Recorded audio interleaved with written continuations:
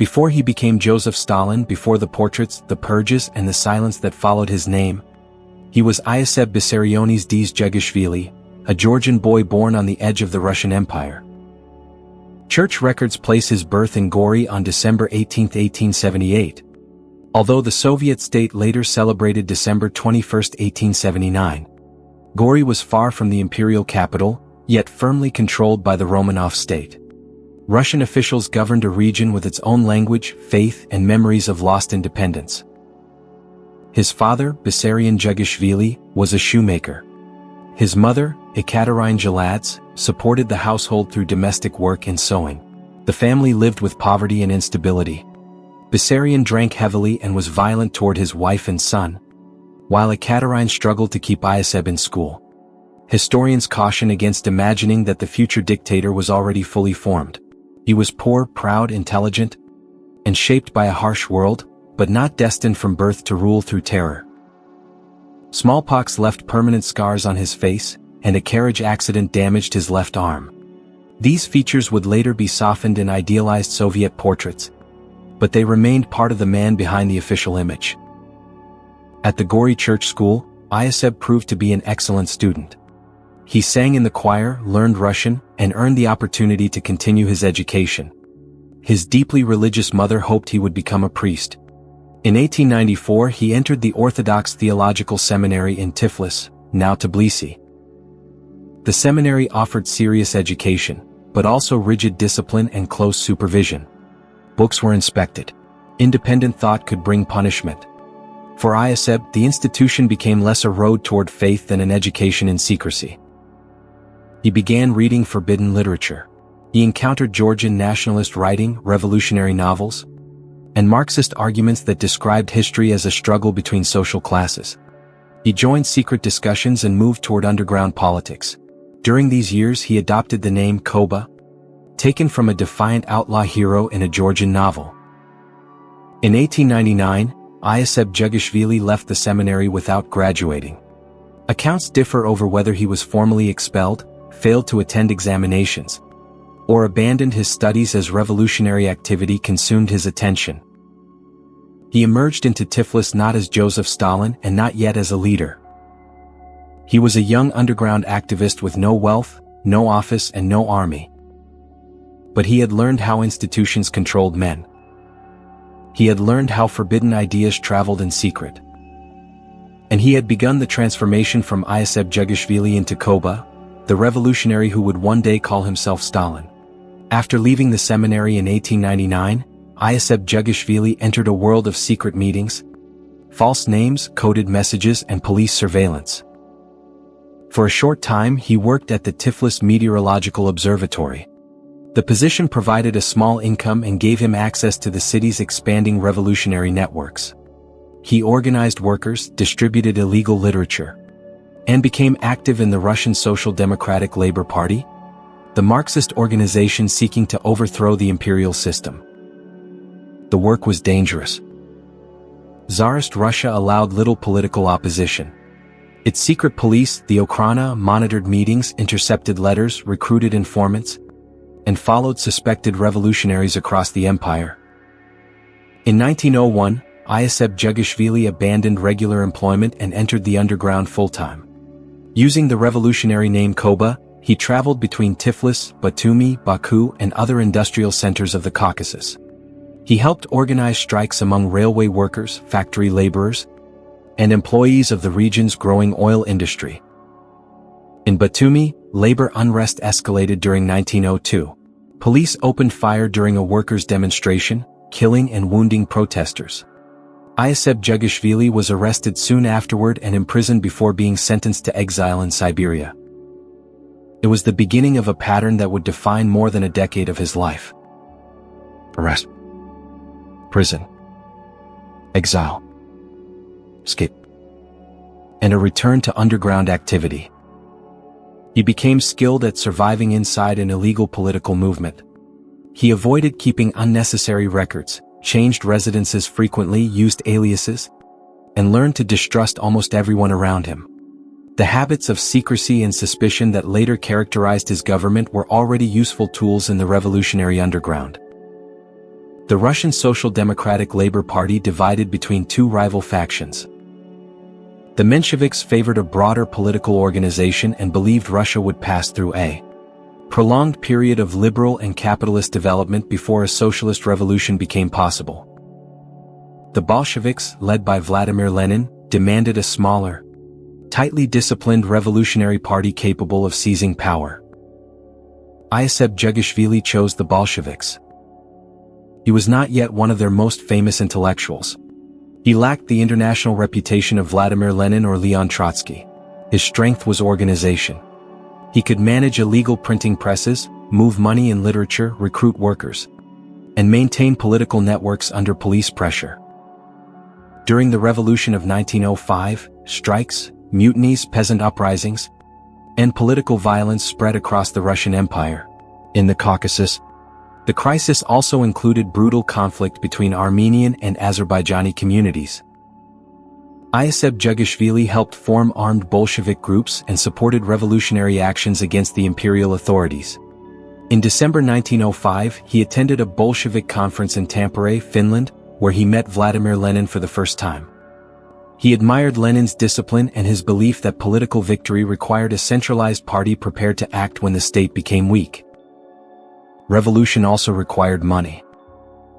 Bolshevik militants used operations known as expropriations, armed robberies intended to finance the movement. The most notorious occurred in Tiflis in June 1907, when bombs and gunfire were used to attack a state bank convoy. Many people were killed and a vast amount of money was stolen. The attack was carried out by militants connected to the Bolshevik underground in which Iosif Jugashvili operated. Historians continue to debate the exact nature of his personal role, but he was closely associated with the network responsible for organizing revolutionary funds and armed activity. That same period brought personal loss. In 1906, Iosif Jugashvili married Ekaterina Svanets. Their son Yakov Jugashvili was born the following year. Ekaterina Svanets died from illness in November 1907, leaving their child to be raised largely by her relatives while Iosif Jugashvili returned to revolutionary work. In Baku, he edited Bolshevik newspapers and competed with Mensheviks for influence among oil workers. He was arrested again in 1908, exiled, escaped, recaptured, and sent away once more. By 1912, Vladimir Lenin and other Bolshevik leaders had brought him onto the party's Central Committee. Around this period, Iosif Jugashvili increasingly used the name by which history would remember him: Stalin. Derived from the Russian word for steel, the name presented an image of firmness, strength, and endurance. In 1913, the imperial police arrested Joseph Stalin again. This time he was sent to the remote settlement of Kurika in northern Siberia, where escape was far more difficult. For nearly 4 years he remained isolated from the center of revolutionary politics. Then, in 1917, the empire that had imprisoned him began to collapse. In March 1917, Joseph Stalin returned from Siberian exile to find that the empire which had imprisoned him no longer existed. Food shortages, military defeats, and mass demonstrations had forced Emperor Nicholas II to abdicate. A provisional government claimed authority in Petrograd, while councils of workers and soldiers, known as Soviets, competed for influence. Joseph Stalin joined the editorial leadership of Pravda, the Bolshevik newspaper. At first, he and Lev Kamenev followed a cautious policy toward the provisional government and did not immediately demand its overthrow. That changed when Vladimir Lenin returned from exile in April. Vladimir Lenin rejected cooperation with the new government, demanded an end to Russia's participation in the First World War, and called for power to pass to the Soviets. Joseph Stalin soon accepted Vladimir Lenin's position and returned to the disciplined role he understood best, organizing the party behind its leader. During the months before the October Revolution, Joseph Stalin served on the Bolshevik Central Committee and worked through party newspapers and internal organizations. He was involved in the leadership that approved the seizure of power, but he was not the principal architect of the uprising. Vladimir Lenin supplied the political determination. Leon Trotsky directed much of the practical preparation through the Petrograd Military Revolutionary Committee. Joseph Stalin's role was less visible, but the revolution elevated him into the ruling circle of the new state. After the Bolsheviks removed the provisional government in November 1917, Joseph Stalin became People's Commissar for Nationalities. The position placed him in charge of policy toward the many non-Russian peoples who had lived within the former empire. The Bolshevik victory in Petrograd did not give them control of the entire country.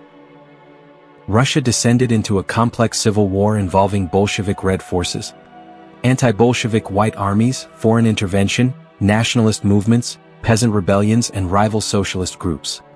The conflict devastated cities and villages, disrupted food production, and normalized coercion as a method of government. In 1918, Joseph Stalin was sent south to Tsaritsyn, an important city on the Volga River, to help secure grain supplies and defend the region. There he revealed the style of authority that would later define his rule. He relied on loyal local commanders such as Kliment Voroshilov. He distrusted former imperial officers whom Leon Trotsky had recruited for their military experience. Suspected traitors and counter-revolutionaries were arrested, and some were executed. Joseph Stalin's actions brought him into direct conflict with Leon Trotsky, who was building the Red Army through centralized discipline and the employment of trained military specialists. Joseph Stalin resisted orders from the Central Command when he believed they threatened his authority in Tsaritsyn. Vladimir Lenin eventually recalled him, but the confrontation created a rivalry between Joseph Stalin and Leon Trotsky that would survive long after the Civil War ended. Joseph Stalin later received assignments on other fronts, including during the war against Poland.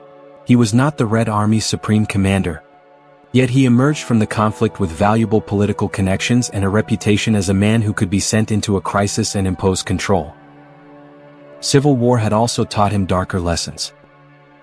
Power belonged to the side that controlled food, communication, appointments, and armed force. Opposition could be described as betrayal. Failure could be blamed on hidden enemies. And violence, once justified as necessary for survival, could become an ordinary instrument of administration. By 1919, Joseph Stalin belonged to both the Politburo, which made the party's highest political decisions, and the Orgbureau, which managed its organization and personnel. In April 1922, he was appointed General Secretary of the Communist Party's Central Committee. At first, the office appeared administrative rather than supreme. But it gave Joseph Stalin influence over appointments, records, promotions, and the careers of thousands of party officials. The Georgian seminarian had become the administrator of a revolutionary state. He did not yet rule it, but he was beginning to control the machinery through which it would be ruled. Joseph Stalin's rise to supreme power did not begin with a dramatic coup. It began through offices, appointments, alliances, and the gradual isolation of every rival who stood in his way. After becoming General Secretary in 1922, Joseph Stalin gained influence over the Communist Party's expanding bureaucracy. He helped decide who received important positions, who attended party congresses, and which officials advanced through the system. Because the office initially appeared administrative, many senior Bolsheviks underestimated how effectively these powers could be transformed into personal authority. Vladimir Lenin's declining health removed the one figure whose prestige could restrain him. Lenin suffered a series of strokes beginning in 1922. During his final active months, he became increasingly concerned about bureaucratic power and Joseph Stalin's behavior. Their disagreements included the treatment of communist leaders in Georgia and Stalin's harsh confrontation with Lenin's wife, Nadezhda Krupskaya. In a confidential document later known as Lenin's Testament, Lenin assessed several leading Bolsheviks. He praised Leon Trotsky's ability but criticized his excessive self-confidence. He warned that Joseph Stalin had accumulated enormous authority and might not use it cautiously. In an additional note dictated in January 1923, Lenin described Joseph Stalin as excessively rude and recommended replacing him as General Secretary. Lenin did not formally appoint Leon Trotsky, or anyone else, as his successor. Vladimir Lenin died on January 21, 1924. His death produced no automatic transfer of leadership. The Soviet state was initially governed by a group containing Joseph Stalin, Leon Trotsky, Grigory Zinoviev, Lev Kamenev, Nikolai Bukharin, Alexei Rykov, and other senior officials. Leon Trotsky seemed to possess the strongest revolutionary reputation. He had directed the October uprising in Petrograd and organized the Red Army during the Civil War. But he lacked a reliable organization inside the party and had made enemies through years of sharp political conflict. Joseph Stalin joined Grigory Zinoviev and Lev Kamenev in an informal alliance intended primarily to prevent Leon Trotsky from taking control. Lenin's testament was presented to senior party delegates in 1924 but was not openly published for the Soviet public. Grigory Zinoviev and Lev Kamenev argued that Joseph Stalin should remain general secretary, partly because they considered Leon Trotsky the greater immediate threat. They preserved the position that Joseph Stalin would later use against them. Joseph Stalin portrayed himself as a loyal and practical disciple of Vladimir Lenin. He promoted the doctrine of socialism in one country, arguing that the Soviet Union could construct socialism without waiting for successful revolutions elsewhere. Leon Trotsky continued to emphasize the international character of revolution and warned that growing bureaucracy threatened the original Bolshevik project. The dispute was ideological, but it was also a struggle for control. Leon Trotsky lost his position as People's Commissar for Military and Naval Affairs in 1925. Joseph Stalin then abandoned his former partners, Grigory Zinoviev and Lev Kamenev, and aligned himself with Nikolai Bukharin and supporters of the new economic policy. Grigory Zinoviev, Lev Kamenev, and Leon Trotsky formed the United Opposition. They criticized party bureaucracy and Joseph Stalin's increasing authority, but the party leadership controlled by Joseph Stalin restricted their ability to organize. In 1927, the opposition leaders were expelled from the Communist Party. Leon Trotsky was sent into internal exile in Alma-Ata and expelled from the Soviet Union in 1929. With the left opposition defeated, Joseph Stalin turned against Nikolai Bukharin and the party's more moderate economic leadership. The alliances had served their purpose. By the end of the 1920s, nearly every major rival had been removed from effective power. Joseph Stalin had not inherited Vladimir Lenin's position through a clear law or public vote. He had built a majority, divided his opponents, controlled appointments, and transformed an administrative office into the center of Soviet authority. The underground organizer had mastered the machinery of the party. He was now ready to use it to transform the entire country. By the end of the 1920s, Joseph Stalin had defeated his principal rivals within the Communist Party. Now he turned his authority toward the Soviet economy. The new economic policy had allowed limited private trade and permitted most peasants to cultivate their own land. It had helped the country recover from civil war. But Joseph Stalin increasingly described it as a dangerous retreat from socialism. He believed the Soviet Union had to industrialize rapidly or remain vulnerable to richer and more technologically advanced powers. In 1928, the government introduced the first five-year plan. Central planners set production targets for coal, steel, electricity, machinery, and other forms of heavy industry. Consumer comfort was given far less importance.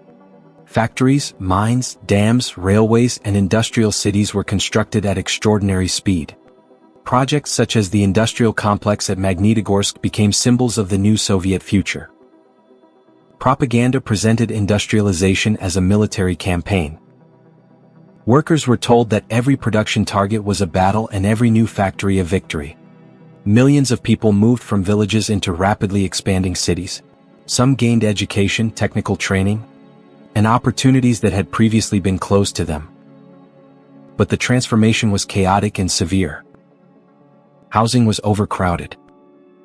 Food and consumer goods were scarce. Managers faced punishment when impossible targets were missed. Accidents, waste, and poor construction accompanied genuine increases in industrial capacity.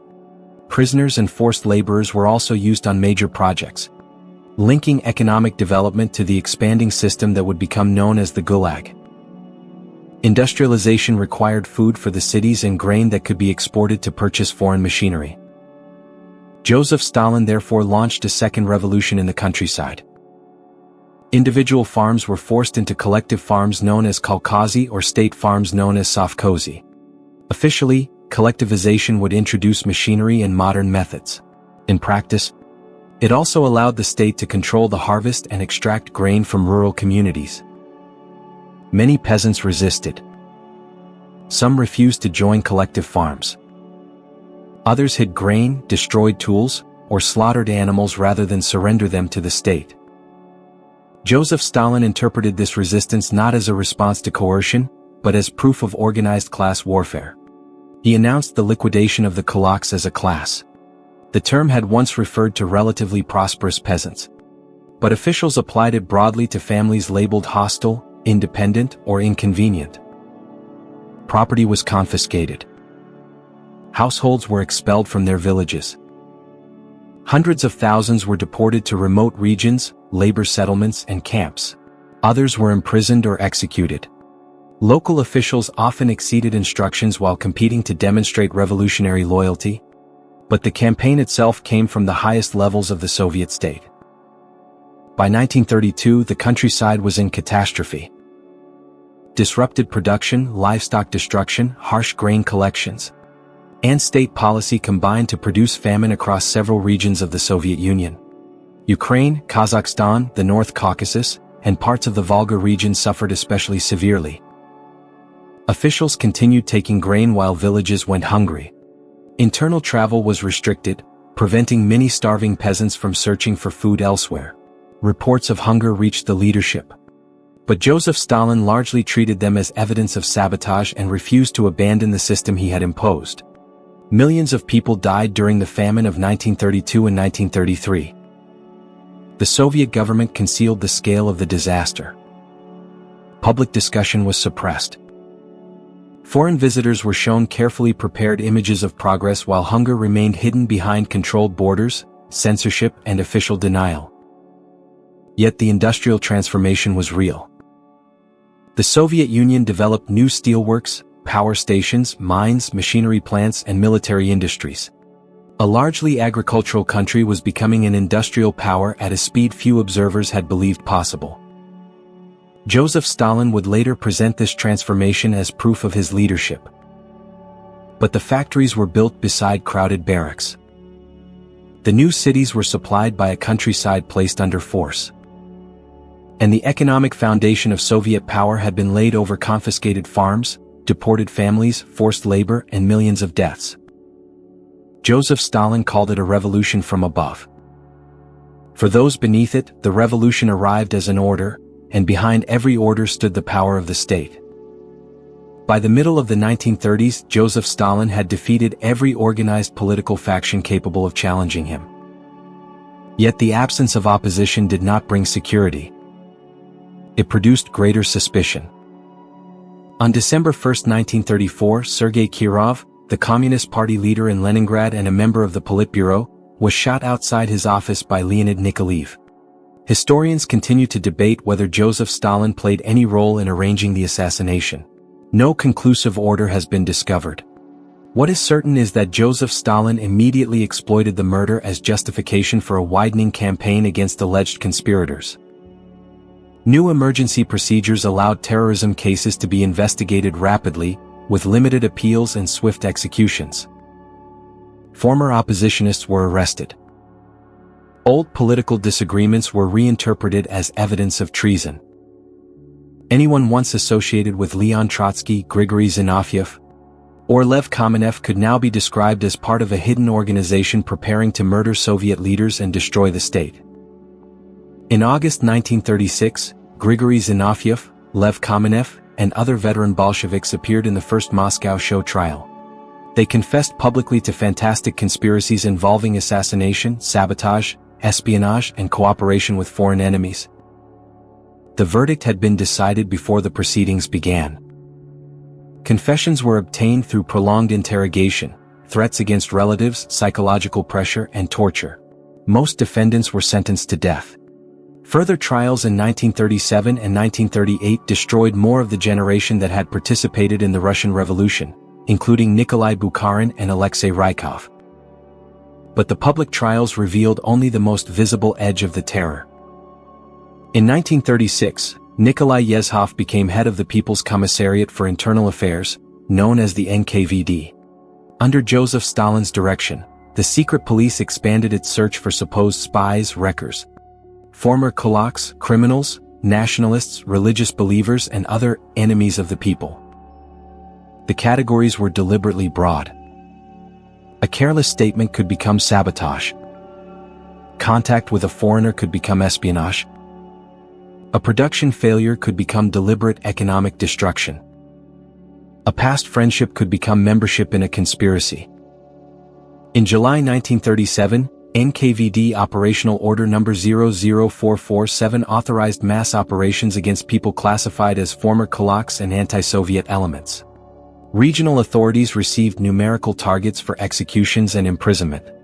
Local officials often requested permission to increase them. Special three-person panels known as troikas reviewed cases without genuine trials. Dozens or hundreds of files could be processed in a single sitting. The accused were frequently absent and had no meaningful opportunity to defend themselves. The terror entered factories, collective farms, universities, military headquarters, government ministries, and private homes. Families disappeared during nighttime arrests.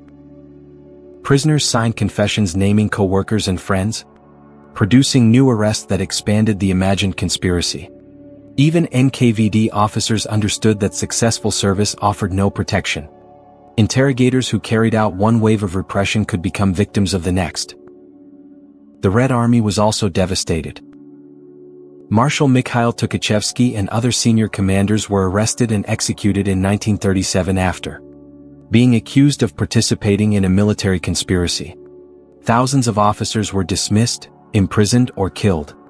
The purge weakened military experience and command stability at the moment when Nazi Germany was becoming an increasingly dangerous threat.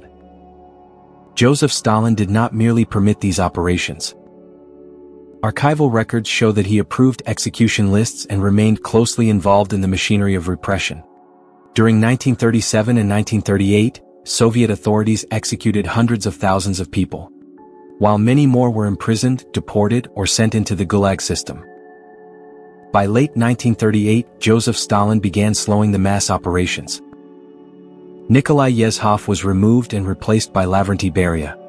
The regime blamed officials for unspecified excesses, but it did not dismantle the institutions of terror. Nikolai Yezhov himself was arrested and later executed, disappearing into the same system he had administered. The Great Terror had destroyed real opponents, imagined opponents, loyal officials, military commanders, intellectuals, workers, and ordinary citizens. It also transformed those who survived. People learned not to speak openly. They removed arrested relatives from photographs. They avoided asking why a neighbor had disappeared. They praised Joseph Stalin in public while fearing the sound of footsteps outside their doors at night. By 1939, Joseph Stalin no longer needed a rival to prove that enemies surrounded him. Fear had become evidence. Confession had replaced truth. And the entire Soviet state had learned that no record of loyalty could guarantee survival. By 1939, Joseph Stalin had destroyed nearly every political faction capable of challenging him. His purges had also damaged the Red Army's leadership and created a command system in which senior officers feared the Soviet dictator almost as much as they feared the approaching enemy. Across Europe, Adolf Hitler was preparing another war. Joseph Stalin had negotiated with Britain and France, but mistrust, delay, and disagreements over military cooperation prevented a firm alliance. He then made a decision that shocked communists and anti-fascists around the world. On August 23, 1939, Soviet Foreign Minister Vyacheslav Molotov and German Foreign Minister Joachim von Ribbentrop signed a non-aggression pact in Moscow while Joseph Stalin watched. Publicly, Nazi Germany and the Soviet Union promised not to attack one another for 10 years. Secretly, they divided much of Eastern Europe into German and Soviet spheres of influence. Poland would be partitioned, while Estonia, Latvia, Bessarabia, and initially Finland were assigned to the Soviet sphere. The agreement was not based on shared ideology. Joseph Stalin regarded it as a way to delay conflict, redirect German aggression toward Western Europe, and move the Soviet frontier farther west. Adolf Hitler regarded it as temporary protection from a two-front war. Both dictators believed they were using the other. Germany invaded Poland on September 1, 1939. The Soviet Union entered eastern Poland on September 17. The country was divided according to the secret agreement, and German and Soviet forces established separate occupation zones. Soviet authorities began transforming the territories they had occupied. Political opponents, government officials, landowners, police officers, and members of the Polish elite were arrested. Large numbers of civilians were deported deeper into the Soviet Union. In the spring of 1940, Soviet security forces murdered thousands of captured Polish officers and other prisoners at Katyn and additional execution sites. The Soviet government denied responsibility for decades. Joseph Stalin also demanded territory and military concessions from Finland.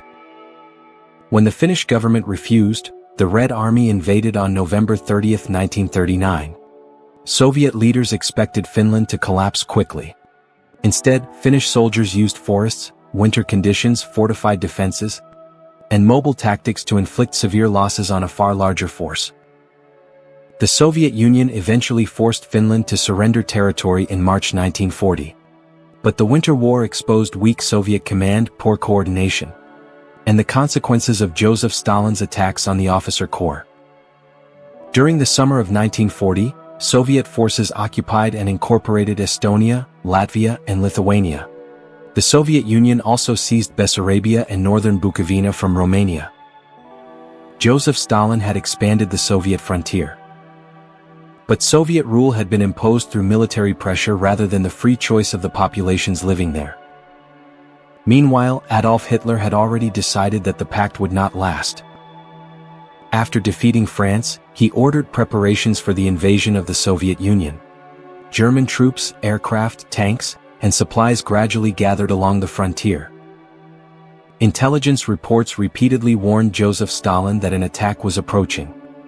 He remained convinced that Adolf Hitler would avoid opening another major front before Britain had been defeated. He also feared that some warnings were provocations intended to drag the Soviet Union into war. Before dawn on June 22, 1941, Nazi Germany and its allies launched Operation Barbarossa.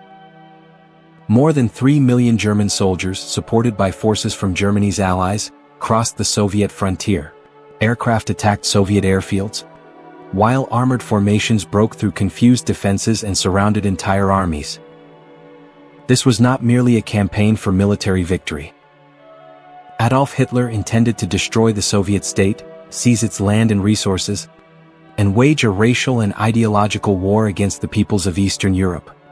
German military and police units would soon carry out mass starvation, executions, and the systematic murder of Jewish communities behind the advancing front. Joseph Stalin had gained territory and time through the German-Soviet pact. But he had misjudged when the attack would come. The ruler who demanded absolute obedience now faced the weakness of a system in which officers feared reporting bad news. Commanders hesitated without clear orders, and warnings could be interpreted as disloyalty. The German armies were advancing. Entire Soviet formations were disappearing. And for the first time in years, fear was no longer moving outward from Joseph Stalin's office. It was moving directly toward him. The first months after Operation Barbarossa brought disaster to the Soviet Union. German armored forces surrounded entire Soviet armies. Hundreds of thousands of soldiers were killed, wounded, or captured. Aircraft were destroyed on the ground, command systems collapsed, and vast territories fell under occupation. Joseph Stalin's earlier refusal to accept repeated warnings had left the frontier dangerously exposed. His purges had weakened the officer corps, while a political culture built on fear discouraged commanders from reporting the truth. Many officers waited for orders even when immediate action was necessary. For several days, Joseph Stalin remained publicly silent. On July 3, 1941, he addressed the Soviet population by radio, abandoning the distant language of party bureaucracy. He spoke to citizens as brothers and sisters, and called for a nationwide struggle against the invader. The war would be presented not only as a defense of communism, but as a patriotic battle for the survival of the homeland. Joseph Stalin became chairman of the State Defense Committee, which concentrated extraordinary authority over the military, economy, transportation, and government. Factories were dismantled and moved eastward beyond the immediate reach of the German armies. Workers rebuilt production in the Urals, Siberia, and Central Asia, often under extreme conditions. The Soviet system that had imposed industrialization through enormous suffering now possessed the factories, railways, and centralized control necessary for prolonged war. In October 1941, German forces approached Moscow.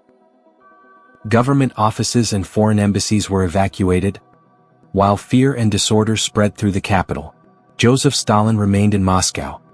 His presence carried political importance, even as the defense depended on soldiers, civilians, commanders, and reserves arriving from across the Soviet Union. In December, Soviet forces launched a major counteroffensive and drove the Germans back from the capital. Operation Barbarossa had failed to destroy the Soviet state before winter. But Joseph Stalin continued to govern through coercion. Retreat could be treated as cowardice or betrayal. In July 1942, as German forces advanced toward the Caucasus and the Volga, Joseph Stalin issued Order No. 227, remembered for the command, "Not a step back." It established penal formations and blocking detachments intended to stop unauthorized retreats. The order reflected the desperation of the moment, but also Joseph Stalin's belief that fear could compensate for military failure. The decisive confrontation came at Stalingrad. German troops fought through factories, apartment blocks, and ruined streets. Joseph Stalin demanded that the city bearing his name be held, but the eventual victory depended on planning by Soviet commanders and the endurance of exhausted soldiers.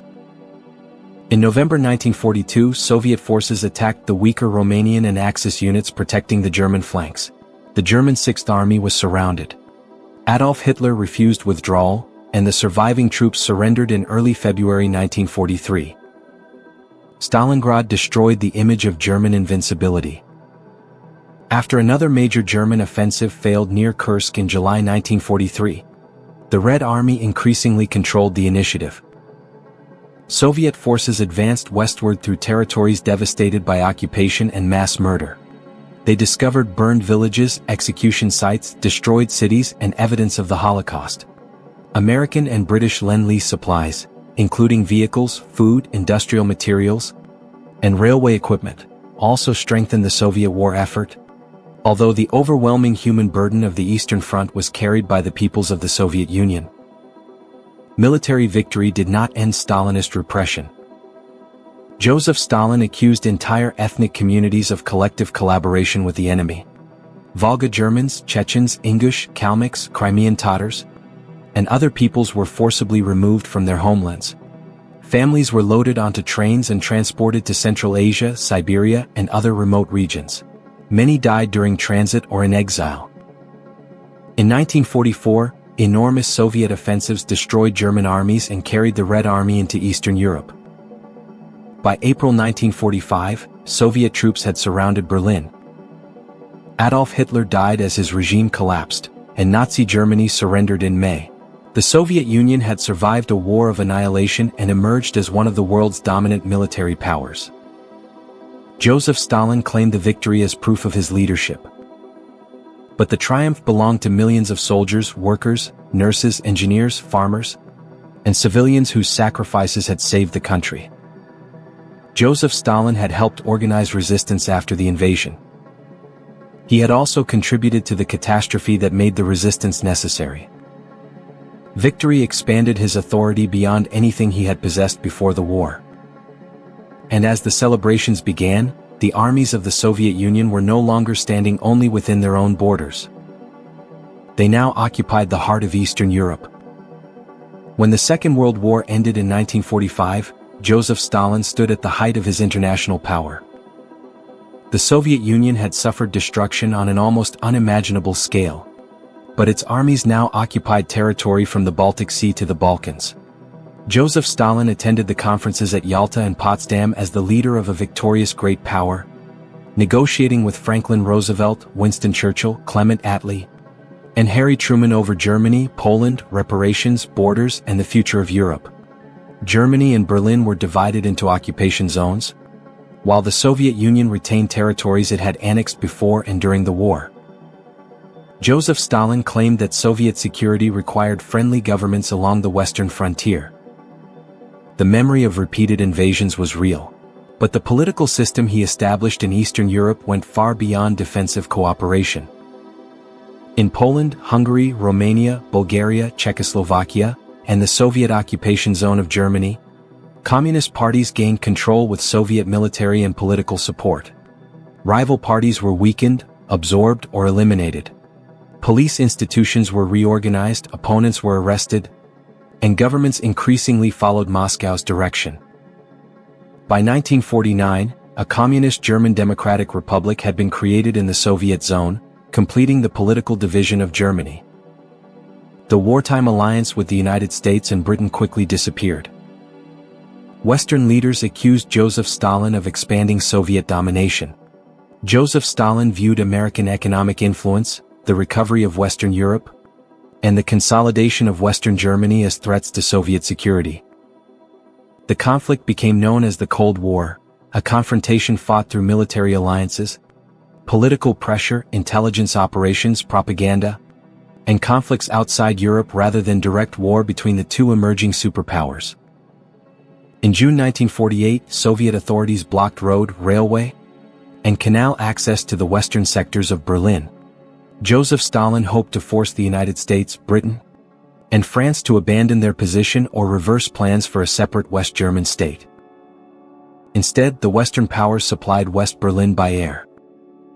Aircraft carried food, fuel, and medicine into the isolated city for nearly a year. The Soviet Union lifted the blockade in May 1949, rather than removing the Western presence. The crisis deepened Europe's division and contributed to the formation of the North Atlantic Treaty Organization. The balance of power changed again in August 1949, when the Soviet Union successfully tested an atomic bomb. The United States no longer possessed a monopoly on nuclear weapons. Joseph Stalin had gained the destructive power that would define the next stage of international rivalry. 1 year later, war began on the Korean Peninsula. Declassified Soviet records show that Joseph Stalin initially rejected repeated North Korean requests to invade the South in 1949. He later approved the operation after the strategic situation appeared more favorable, while attempting to avoid direct war between Soviet and American forces. The conflict drew the United States and other United Nations members into Korea and eventually brought Chinese forces into the fighting. A regional war became another dangerous front in the global struggle between communist and Western powers. Inside the Soviet Union, victory did not produce political freedom. Soldiers and civilians who had encountered life beyond Soviet borders returned to a society still governed by censorship and police surveillance.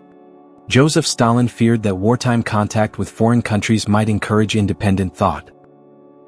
Under Andrei Zhdanov, the regime tightened control over literature, music, science, and philosophy. Writers and artists were condemned for failing to display sufficient ideological loyalty. Intellectual openness was portrayed as admiration for the capitalist West. A campaign against so-called rootless cosmopolitanism increasingly targeted Jewish writers, scholars, cultural figures, and officials. Soviet propaganda had condemned Nazi racism, yet anti-Semitic suspicion was now spreading through Stalin's own government. The political leadership of Leningrad was also attacked. The city had survived one of history's most terrible sieges and possessed leaders with strong wartime reputations. Joseph Stalin viewed independent networks of prestige as potential threats.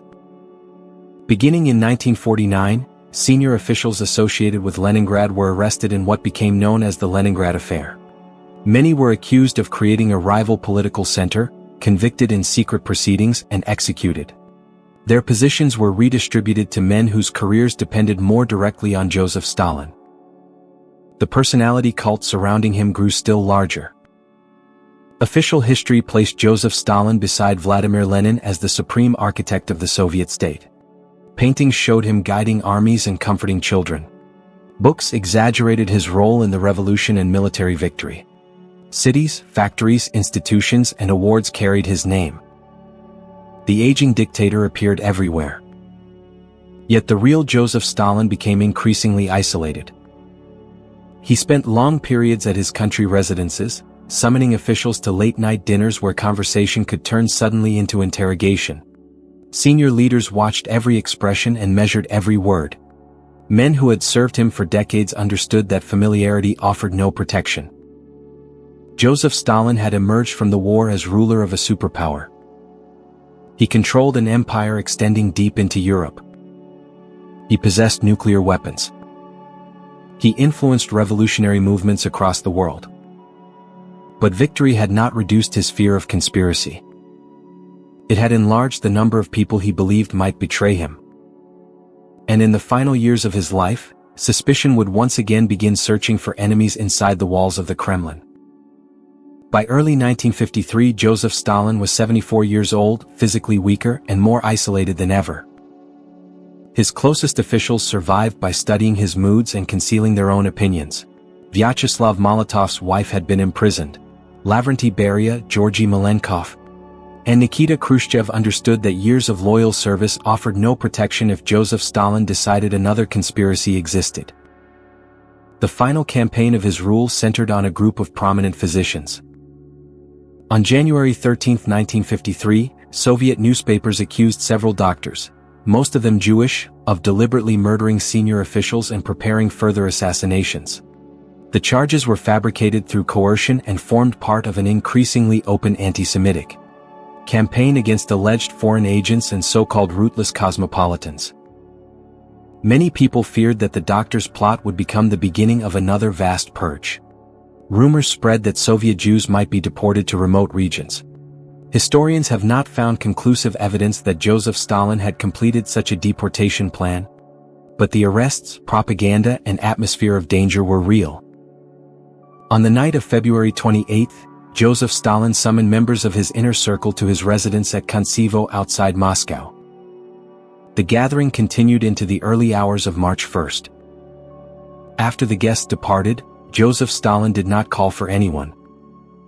His guards noticed the unusual silence, but they were afraid to enter without permission.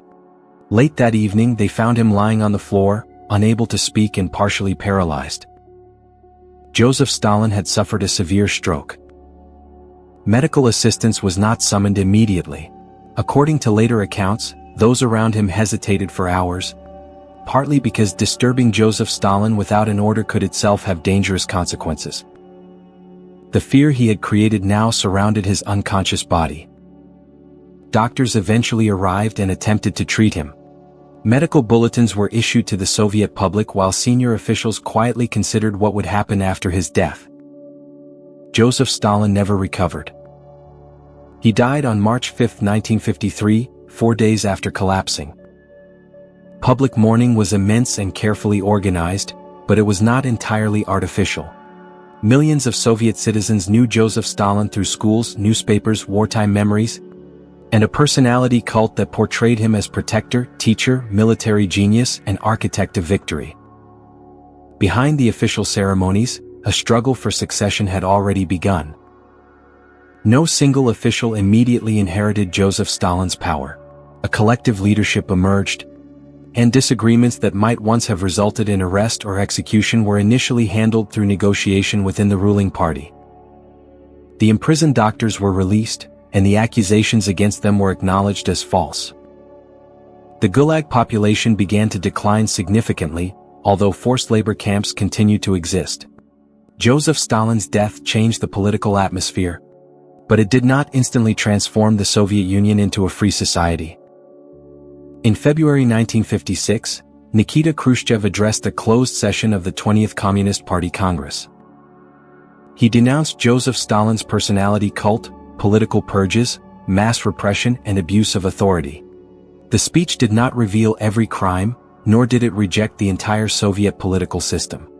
But it shattered the official image of Joseph Stalin as an infallible leader. Joseph Stalin had transformed the Soviet Union. Under his rule, the country industrialized rapidly, defeated Nazi Germany, acquired nuclear weapons, and emerged as a global superpower. But those achievements cannot be separated from their human cost. Collectivization brought dispossession and famine. The purges destroyed genuine opponents, imagined enemies, and loyal officials. Forced labor expanded across a vast network of prisons and camps. Entire ethnic communities were deported. Millions lived beneath censorship, surveillance, and the knowledge that an accusation could erase a career, a family, or a life. Joseph Stalin began as a poor Georgian seminarian. He became an underground revolutionary, a party administrator, a dictator, and one of the most powerful rulers in modern history. He promised equality, security, and national strength. He created a system in which loyalty was never enough. And he ruled through fear until his final night, when even the men standing outside his door were too frightened to enter.